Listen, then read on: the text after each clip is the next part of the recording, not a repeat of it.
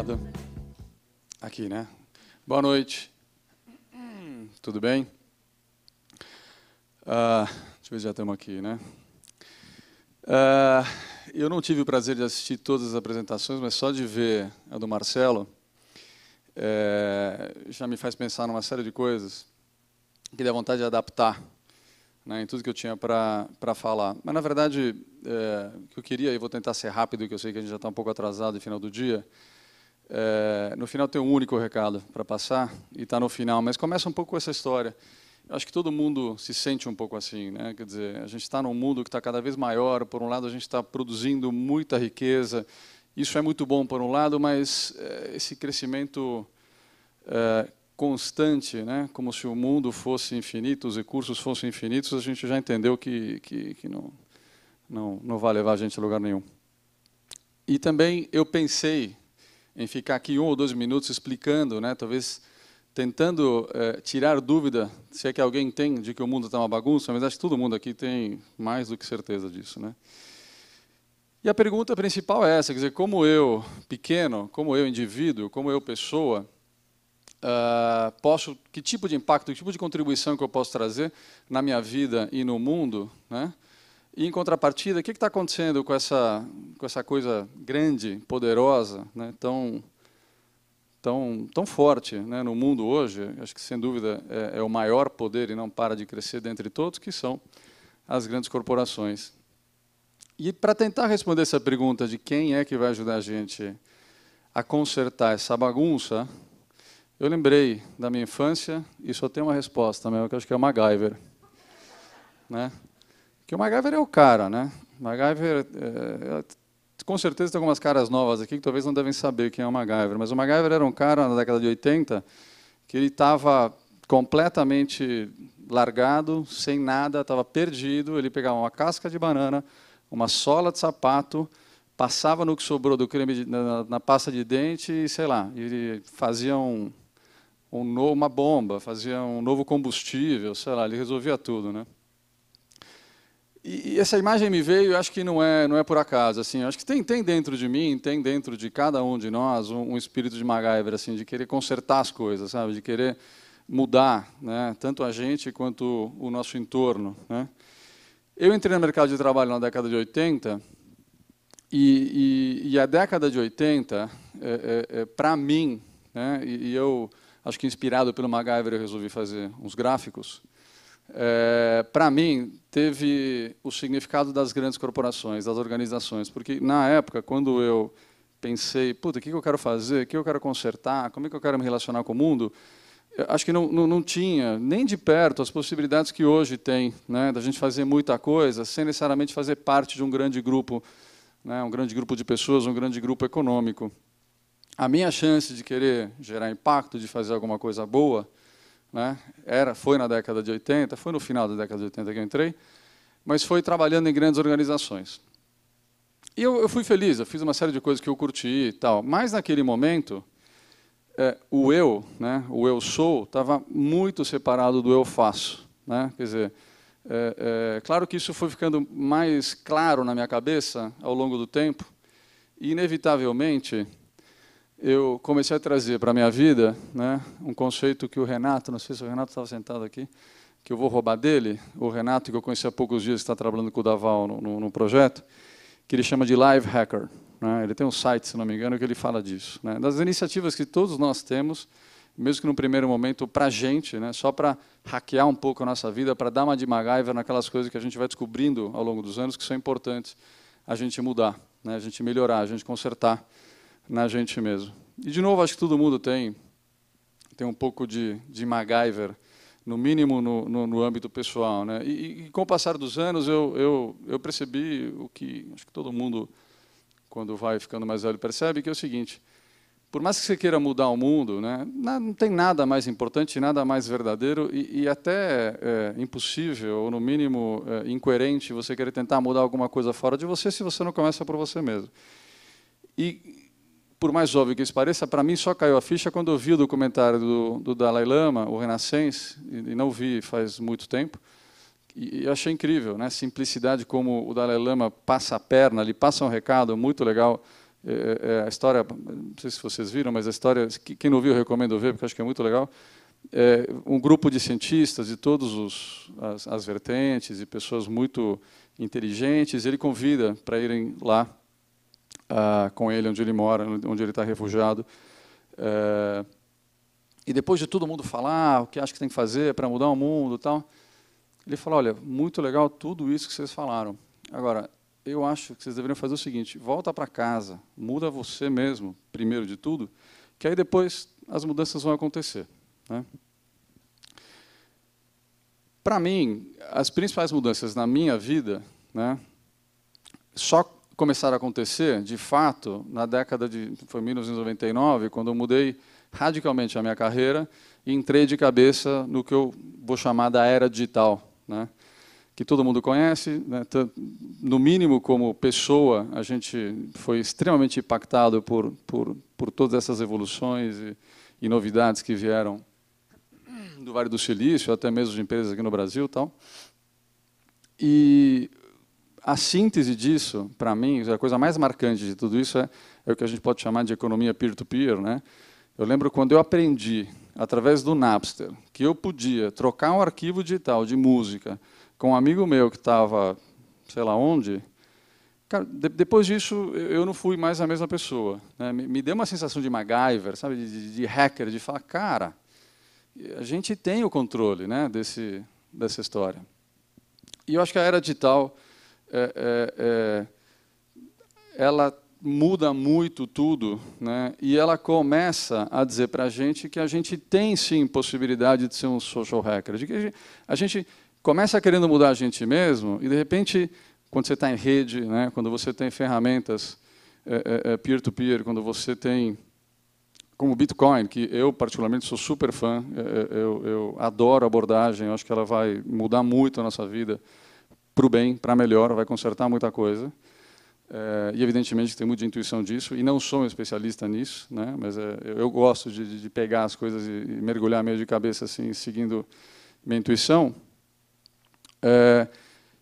Acho que quando junta essas duas variáveis, quando você pega pessoas que estão num caminho pessoal, num caminho de transformação, né, num caminho de consertar a si mesmo, né, nas coisas que são super importantes, como o Marcelo falou, é muito importante, acho que cada um tentar se entender no mundo, um processo psicológico, um processo espiritual, um processo medicinal, tudo isso é inegavelmente importante para a gente. Quando você junta isso com o ambiente digital que te dá poder, que te dá chance de poder realmente mexer nas coisas e brincar nas coisas fora de você, aí eu acho que a gente, sim, está entrando e está começando a entrar num momento diferente. Né? E aqui que eu caio no meu contexto, que é o contexto da propaganda, embora eu não estudei propaganda, eu nunca trabalhei numa agência, mas por algum motivo, nem sei direito, eu resolvi montar uma agência em 2006, que chama Garage, focada no digital. Minha paixão é o digital, minha paixão é isso que eu acabei de descrever. Né? Eu realmente acho que... Oswaldo Oliveira esteve aqui, né? Falou de sociedade em rede. Acho que a gente vai para lá, sem dúvida nenhuma, é para lá que eu quero ir. Né?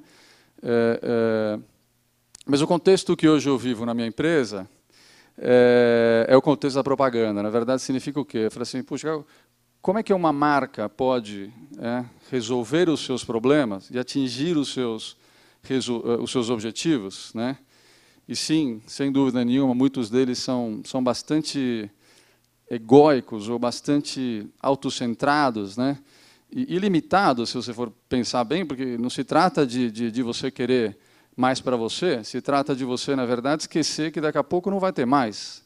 Né? Então, se você pensar só no curto prazo, é uma questão de sobrevivência, uma questão de perenidade. Né? Para mim, nem é uma questão de quem é melhor ou quem é mais competitivo. A gente está realmente nesse momento no mundo de que, né, ou as empresas, principalmente, a gente começa a olhar para a sociedade de uma forma um pouco mais colaborativa e equilibrada e sustentável, ou realmente, enfim, colapso provavelmente não vai demorar muito. Então, tem algumas coisas que, para quem está no nosso mercado, eu às vezes me surpreendo, né, negativamente a princípio, de ver que as pessoas não estão nem olhando para isso. Né? Mas tem gente que está olhando sim, e eu recomendo olhar com muito carinho, né, porque a hora que um John McKee, um cofundador da Whole Foods, passa a perna, literalmente, no jeito Walmart de ser, né? E eu morei nos Estados Unidos no final dos anos 90, e eu trabalhava numa empresa Johnson's, que a gente trabalhava muito com o Walmart, passei uma semana lá, então não quero falar mal de ninguém, mas assim, a Walmart era, pelo menos até um tempo atrás, sinônimo do capitalismo maluco, né? De tratar... Eu entrava numa loja da Walmart, você via estampado na cara das pessoas a infelicidade, né? Essa coisa de tirar a dignidade. Mesmo falando, o que eu estou fazendo aqui? Eu tenho que fazer qualquer coisa para ganhar $800 no final do ano. Enfim, a hora que vem um cara como o John McKee e a Whole Foods, que, de novo, eu vi, tinha uma loja em Nova York, aí você vai hoje, enfim, é um monstro, alguma coisa muito grande está acontecendo aqui. Não estamos falando de teoria, não estamos falando de alguma coisa muito pragmática, estamos falando de a essência do capitalismo, entendeu? De fato, alguma coisa começa a acontecer. Quando você vê o maior anunciante do mundo, que é a Unilever, ainda, né, que no campo da intenção, se coloca o desafio, né, de se transformar num agente de mudança, através do que eles chamam de os 5 levels of change, quer dizer, as 5 dimensões de mudança que eles querem, eles se desafiar, mesmo que não sabendo como, a implementar na forma como eles lidam com a sociedade, como eles vendem seus produtos e tudo isso, também alguma coisa está acontecendo. É o maior anunciante do mundo. E a hora que você pega o Alex Bogusky, que é um cara que foi o responsável pela criação provavelmente a agência que mais despontou, a agência de propaganda que mais despontou nos últimos 10 anos. Ele larga tudo, se tranca numa cabine, né, num cabin, num cottage, enfim, numa casinha lá no meio do mato. E ele se propõe a fazer shit that matters, né? Também alguma coisa significa que está acontecendo aí. Como eu traduzo isso para o dia a dia do que a gente faz na nossa empresa, shift happens. Quer dizer, a mudança tem que acontecer e ela vai acontecer, né? Eu acho que a gente pode fazê-la acontecer muito pela dor, né? E aí, evidentemente, não vai ser a forma mais inteligente, ou a gente pode fazê-la pelo amor, a gente pode fazê-la pelo lúdico, pelo divertido. Eu acho que esse tem que ser, né, o papel da propaganda hoje em dia. A propaganda tem um papel poderosíssimo, eu acho. Eu nunca trabalhei em agência, mas desde moleque eu gostava, assim, né, de muita coisa que a propaganda te oferece. E o fato é que, se não me engano, acho que é a 3ª ou 4ª maior indústria do mundo. Quer dizer, são trilhões de dólares que estão por aí. E a forma como ela é feita hoje, acho que é muito pouco conectada com o que está vindo por aí, né? Eu acho que a gente ainda está longe, claro, mas tem alguns sinais, né? E eu acho que o shift happens está no meio disso, né? E de alguma forma acho que a gente tem que entender para onde a gente vai e ver como a gente consegue empurrar, como a gente consegue melhorar isso, né? Que acho que parte por essas duas vertentes. Como a gente consegue educar, mostrar para as pessoas, para o indivíduo, qual é a melhor saída, e como a gente consegue chegar para uma grande empresa, mesmo com seus objetivos de quarter e tudo mais, e falar assim, pô, legal, mas vamos tentar uma forma diferente de você investir esse dinheiro, de você atingir o teu resultado, e sem dúvida nenhuma você passa pelo binômio, pela dualidade de investir no curto prazo versus investir no longo prazo, né? E aí a gente tem um exemplo, que é o exemplo que eu queria mostrar para vocês hoje, que é um movimento que surgiu lá, meio que por acaso. Um grande banco passou um briefing para a gente e falou assim, olha, vocês precisam, eu gostaria que vocês ajudassem a gente a se comunicar com o público da terceira idade. E a nossa agência é especialista em coisa digital, coisa jovem. Enfim, foi um Deus nos acuda no primeiro momento, mas isso obrigou a gente a dar uma de MacGyver e a tentar entender, né, o que significa ser velho no Brasil, qual que é a situação de quem tem mais de 60 anos e o que está acontecendo aqui. E foi um processo legal, foi bem legal, porque a gente foi obrigado a entender, isso trouxe um desconforto no primeiro momento, a gente veio com uma proposta completamente diferente do que o briefing precisava, e a gente falou, não, vamos trabalhar o briefing, entre aspas, da sociedade, né? Vamos entender o que a sociedade precisa com relação a isso, vamos encarar isso como uma causa, vamos transformar isso num movimento social. E é isso que a gente fez, deixa eu mostrar aqui em 2 minutos.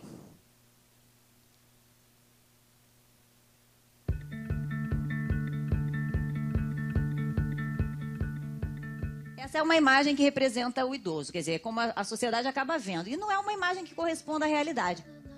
O movimento Nova Cara da Terceira Idade surgiu para transformar o modo como o idoso é visto pela sociedade. Desde o início, o Facebook foi um dos grandes pilares do movimento.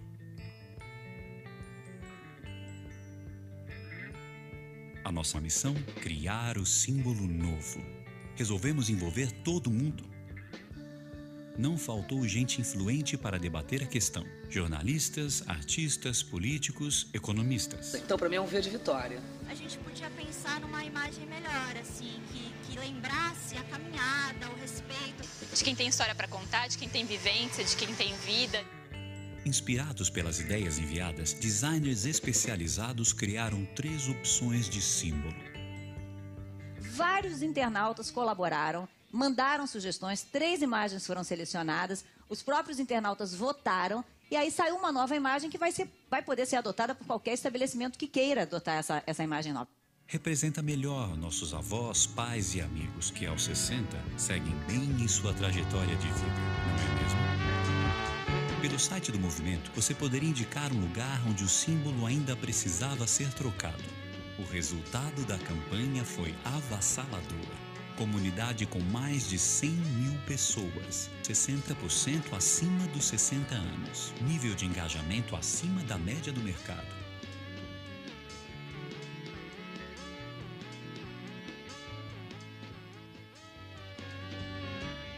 Mas o grande resultado mesmo foi... Soltou agora, fala sério. Essa é uma imagem que representa o idoso, quer dizer, como a sociedade acaba vendo. E não é uma imagem que corresponde à realidade. O movimento Nova Cara da Terceira Idade surgiu para transformar o modo como o idoso é visto pela sociedade. Desde o início, o Facebook foi um dos grandes pilares do movimento.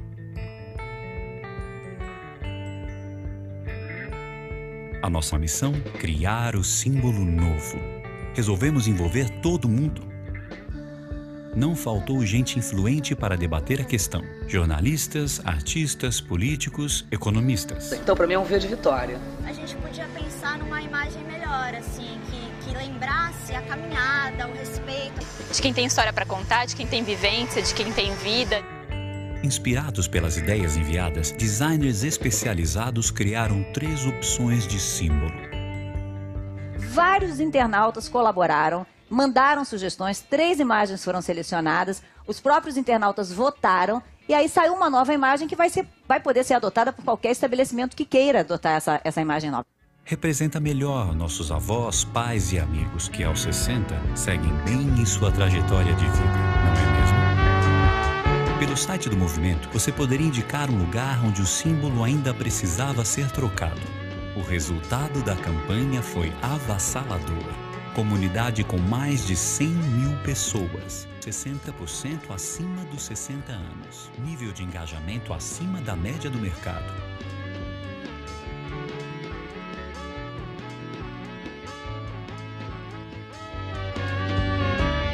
Mas o grande resultado mesmo foi ver o símbolo espalhado por todo o Brasil. Na verdade, a gente está em processo de implementação do símbolo, tem toda uma discussão com alguns órgãos públicos, tudo isso, mas pelo menos a gente botou na rua e só o impacto que isso trouxe do ponto de vista de visibilidade e tal, já me deixou muito feliz, né? Deixou a mim e a todo mundo que trabalhou no projeto. E o meu aprendizado foi o seguinte, que além de trabalhar uma causa, no caso a causa da terceira idade, eu acho que a gente tem uma causa, um propósito profissional aqui, que é o que me deu esse clique, onde eu quero dar uma de MacGyver e tentar hackear o sistema, a forma como as empresas investem muito dinheiro na sua comunicação hoje, né? Acho que hoje ainda está aquém desse futuro que a gente precisa ajudar a caminhar, né? Que o quadro mostra, né? Onde você tem que aproximar de fato os valores e o que é uma pessoa quer como indivíduo e como as grandes empresas operam hoje, né? Estou com um problema aqui. Será que é o meu computador? Ela está. Espera aí. Deixa eu tentar fazer isso aqui.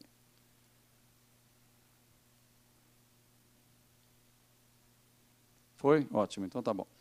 Bom, e aí, na verdade, como ele está se mostrando muito mais do que uma simples ideia, a minha ambição é fazer disso um negócio, uma empresa. Não vou ser eu que vou tocar, sei lá, mas quem esteja afim de fazer isso, porque, de novo, acho que não adianta a gente ter uma boa ideia e simplesmente mostrar. Acho que a gente tem que sim dar uma de MacGyver e mudar a forma como as empresas operam, né? E isso passa por fazer um evento que a gente fez na semana passada, isso passa por fazer um livro que a gente está fazendo, isso passa por talvez fazer um documentário, uma série de coisas que a gente quer fazer sobre a causa, né? Para a causa realmente ter o máximo de impacto possível. Um outro projeto que a gente já está meio que incubando há mais de um ano, aqui com a Carol Pitin, que está na plateia da Matéria Lab, né? Minha namorada também, fazendo um disclaimer, é o Horta na Caixa, né? O Horta na Caixa nasceu de um papo nosso, quer dizer, bem essa coisa de a gente querendo mudar como a gente se alimenta, o que a gente compra no supermercado, qual que é a forma certa de comprar, qual que é a forma certa da gente resolver o nosso problema e da gente se hackear, né? A gente teve a ideia, falou, puxa, mas na verdade seria muito legal se todo mundo pudesse plantar de um jeito fácil, mesmo não tendo jardim, não tendo nada, né, na sua própria casa, no seu quintal, no cimento. E a caixa é um jeito simples de você fazer isso, né? E a Carol, na verdade, está liderando todo esse processo de piloto, onde a gente está com algumas pessoas perto da nossa comunidade. A gente tem um piloto nos Jardins, onde fica a garagem, a gente tem um piloto na Vila Madalena, onde está a Matéria Lab, incentivando as pessoas, e a gente está ainda desenhando como tudo isso vai acontecer.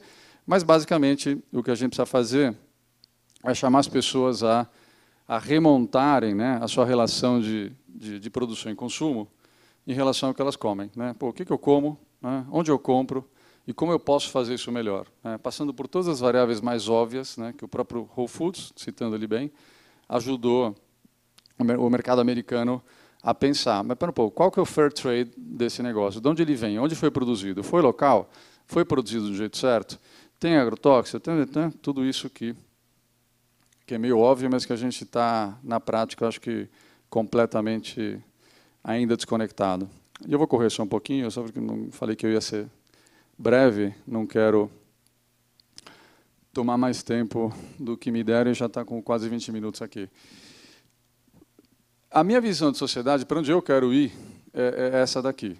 Realmente é uma era onde, e aqui eu estou fazendo uma analogia com como foi para mim a minha relação profissional, quando eu comecei nos anos 80, quando eu virei .com no final dos 90, início de 2000, e hoje, para onde eu quero ir? Eu quero ir para isso aqui, eu quero ir para um lugar onde cada vez mais as minhas vontades pessoais, as minhas necessidades, o meu live hacking esteja perto do meu social hacking, quer dizer, eu quero me ajudar ajudando o mundo. Eu quero ajudar o mundo me ajudando. E eu acho que tem uma forma de fazer isso, né? Que é, na verdade, a gente como consumidor, né? Na verdade, tem duas. Uma, quem está especificamente nesse contexto aí, no mundo da propaganda, só para usar um palavrão aí. Mas tem uma que é de todo mundo aqui, né? Que é aquilo que a gente consome, né? E, de novo, é evidente que a gente ouviu 50 vezes, né? Mas é a pergunta que eu me faço todo dia. E eu estou tentando começar a levar ela a sério, né? Espera um pouco, o que eu estou comprando? Eu estou dando dinheiro para quem, né? Isso, para mim, muda o mundo, né? Eu acho, e eu quero ser positivo. Eu tenho todas as inquietudes, e tem dia que eu acordo, né, para a esquerda, falando, não, realmente não vai dar muito certo e não vai demorar muito para a gente entrar num buraco sem fundo. Mas tem dia que acordo super positivo, e eu acho que a mudança vem por aqui. Quer dizer, só se a gente realmente trazer para dentro da gente a consciência, né, e der o clique para a gente mudar aquilo que a gente consome, o mundo muda, não tem como. Não tem nada mais importante. É que o meu relógio também está dando 19 minutos aqui. Não tem nada mais importante e mais impactante do que o que a gente gasta, a forma como a gente gasta, né? E, de novo, é aí que eu me coloco esse desafio de começar a gastar cada realzinho que eu gastar, transformar isso num processo de mudança e tentar mudar a cabeça de quem gasta, né, nesse investimento chamado propaganda, a fazer isso de um jeito cada vez mais perto do propósito das pessoas e tentar, sim, ser um agente de mudança, levando a gente para onde a gente tem que ir. Obrigado.